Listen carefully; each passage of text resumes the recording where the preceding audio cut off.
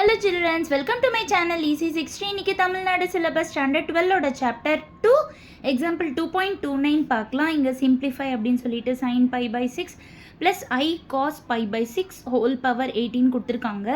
ரொம்ப சிம்பிளான சம் தான். ஆனால் ஒரே ஒரு சின்ன பிரச்சனை இங்கே என்ன அப்படின்னா, இங்கே காசும் இங்கே சைனும் மாறி வந்திருக்கணும். பட் இது ஆப்போசிட்டாக வந்திருக்கு. ஸோ அதுக்காக நம்ம காஸ் கூட இருக்கிற ஐயை நான் காமனாக வெளியில் எடுக்க போகிறேன். இப்போ ஐ தனியாக இல்லை, ஐ பவர் 18 இருக்குது. அதனால் நான் ஐ பவர் 18 வெளியில் எடுத்துடுறேன். அப்போ ஃபர்ஸ்ட் காஸ் பை பை 6ன்னு வந்துடுது.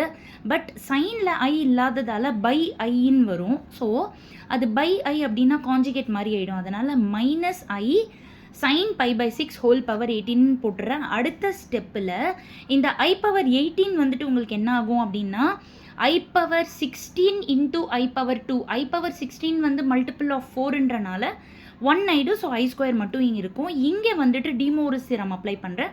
That is bringing the power inside. இங்கே 18 இங்கே 18 வந்துடுது. அடுத்த ஸ்டெப்பில் ஐ ஸ்கொயரோட வேல்யூ -1ன்னு போட்டுடுறேன்.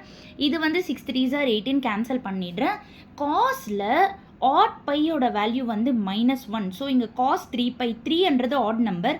அதனால் இது -1ன்னு ஆயிடுச்சு. சைனில் மல்டிபிள் ஆஃப் என்ன பை வந்தாலும் 0 தான். So I into 0. So -1 into -1 +1ன்னு ஆயிடுது. அவ்வளோதான். தேங்க்யூ.